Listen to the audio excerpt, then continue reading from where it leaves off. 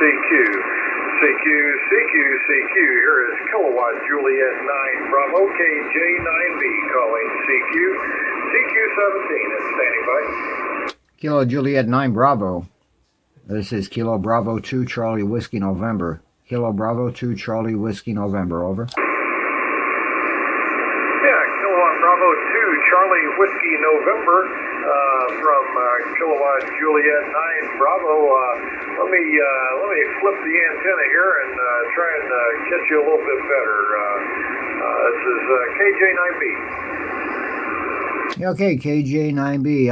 I'm in Florida, so if you're turning your antenna towards the north, you need to turn it to the south. I'm not sure where you're at. Anyway, name here is Frank, Foxtrot Romeo Alpha November Kilo, and we're located about 45 miles north of the city of Tampa in the state of Florida. I had you at 10 dB over S9 on your last go around. Kilo Juliet 9 Bravo from Kilo Bravo 2 Charlie Whiskey November, over. Yeah, okay, very good, Frank. Well, I can't be responsible for meter damage, but you probably have me a little bit better now. I flipped the stepper around 180, and we're pointing generally in your direction there. So yeah, fine business, and that brought you up to a solid S9, peaking at about 10 over at times. Yeah, name is Ken, Kilowatt Echo November, and located just west of Indianapolis here in central Indiana. Go ahead. Okay, Ken QSL. Yeah, it did make a big difference. You're 20 to almost 30 dB over S9 now. Really good signal. Nice and clear. Brought up your audio too. Everything came right up there. I have a steady noise level, about an S7 on this band. I don't know why, if it's something down here today. The conditions are not too good. I've heard some DX around the bands this morning that they're just not as strong as it was yesterday. I was monitoring yesterday, even on 12, I made some DX contacts, but today it seems pretty dead. So anyway, there's not too many strong signals, but you're right up there, Ken. Your signal is really pumping in there. We're using an old Kenwood TS 430, 100 watts, and the antenna is a gap tightened DX vertical up about 35 feet in the air. So back over to you. Kilo Juliet 9 Bravo, Kilo Bravo 2 Charlie Whiskey November, over. Yeah, very good, Frank. KB2CWN from KJ9B. Yeah, very good, very good. Just got your QRZ page up here and looking through your pictures, and very nice page you've put together there, and got your station all in the shot there, and very good. Always the QRZ just allows us to look into our QSO partners pages as kind of fun stuff to look around. So yeah, very good. Well, it's you're sounding good, and everything is working very well between us here. Don't recall if I told you it's all Tintec station here, Eagle transceiver and Centurion amplifier, peaking about 600 watts into a stepper 3-element beam, pointed generally in your direction there. So back to you, Frank. KB2CWN from KJ9B. Okay, Ken, very good. Well, I got you up on my page too here, and I can see your station there. You got a nice setup there also. Is that the Tentec that you're standing in front of there, or is that looks more like a little Kenwood 590 or something? Go ahead. Yeah, no, it's the Tentec Eagle is the transceiver with the largest the blue display in the inside the little enclosure there, and then got some VHF, UHF, and 220 stuff there as well. But yeah, the Eagle is the widest display there, guy. Okay, QSL. Yeah, I'm looking at the display, and I've never seen your rig before, but the only time I've ever seen that display, I guess, was on the Kenwood 590, I think it was, and the ASU 847 satellite. I think that was the other one that I seen, the blue display. You don't see them that often unless somebody made some kind of a add on to the rig. I think a lot of the rigs come with the yellow display, and then people change them out. Anyway, Ken, very good signal. It's working out real good for you. And yeah, the QRZ page is kind of a way of personalizing yourself a little bit, just to give people that you talk to a little bit of a background history on how you got started in the hobby or whatever. And that's what I use it for. And I post some new pictures of stuff that that I add to the shack. Some of the stuff on there is stuff that I owned previously, but it's a piece of your history, I guess. Anyway, Ken, the temperature down here today in Florida about 70 degrees right now. We're back into the warmer days now. We had some colder weather a couple of weeks back, and in fact, it was one morning I got up. It was 36 degrees here in Spring Hill, Florida. That was about a week and a half ago, but it's starting to warm up a little bit. It's getting about down in the 50s at night and the 70s or so in the daytime. So originally we were from New York, Ken, but we relocated down here to Florida 19 years ago, and we're already accustomed to the warmer weather. So when it gets a little chilly, we feel it right away. KJ9 Bravo, Kilo Bravo 2 Charlie Whiskey November, over. Okay, very good, Frank. KB2CWN from KJ9B. Yeah, very good. Yeah, I can see how you would tend to get used to the warmer temperatures. We've had last winter was very moderate for us. I'm not sure. It maybe got down to single digits once, maybe, and we're into a little bit more of a normal weather pattern this year. We're staying below freezing when we should.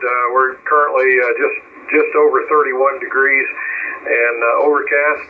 Have just a little bit of snow on the ground left over from a couple of days ago. We had a couple inches, and but we've had some really cold days. We've gotten down to single digits on a couple of occasions, and there were a few days that we didn't get much out of the teens. So it's being winter when it's supposed to be winter. I've always kind of enjoyed living in Indiana, where we actually have the full seasons. But I find that as I grow older, I tend to look forward to spring and summer more. When we get into summer, then we get the hot and high humidity. So it's a trade-off, I guess. We enjoy going down to St. Martin. We have a timeshare down there that we do spring break week down there, and so that's kind of fun. You get the sea breeze, and their normal temperatures are between 79 and 85, and that's hard to beat. But it's a nice place to go for a little change of pace. But a real fine business. That had an aunt and uncle that were down in Florida for a few years. They had a home down there in the Port Charlotte area, and so we'd visit them a few times, and been down to the Disney Kingdom down there a couple of times, but other than that, we've stayed in the northern climates for the most part. So back to you, Frank. KB2CWN from KJ9B. Okay, KJ9B, KB2CWN. Very good, Ken. Well, the best time to come to Florida, I guess, for a visit would be right now, where we got really nice temperatures. And for people that live up north, they come down here. It's really nice, nice change and nice and warm. But if you want to come down here in August and you're not used to that weather, boy, that's the hottest time of the year to come down here. And lots of people suffer when they come from up north.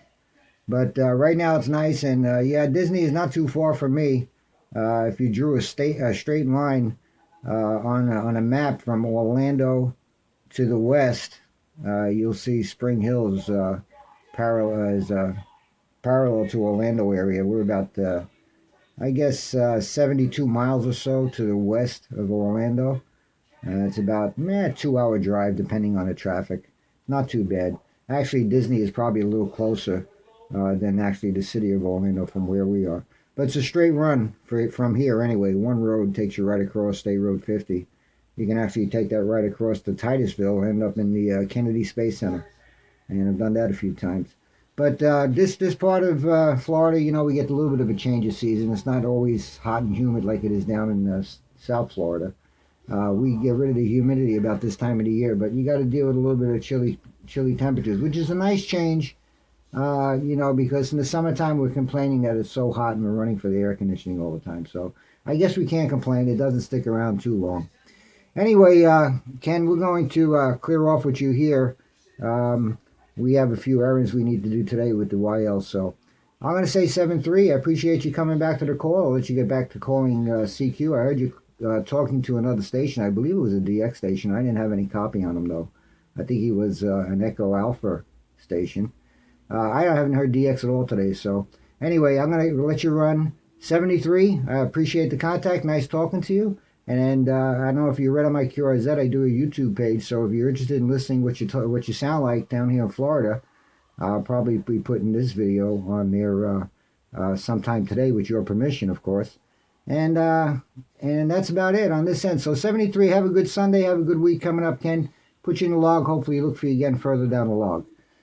Kilo Juliet 9 Bravo, Kilo Bravo 2 Charlie, Whiskey November. We'll be clear on your final, Ken, go ahead. Okay, very good, Frank. Kilo Bravo 2 Charlie, Whiskey November from Kilowatt Juliet 9 Bravo. Yeah, sure.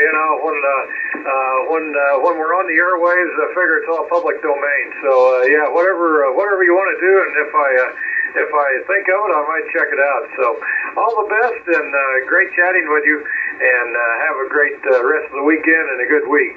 So take care. Kilo Bravo 2 Charlie, Whiskey November from KJ9B.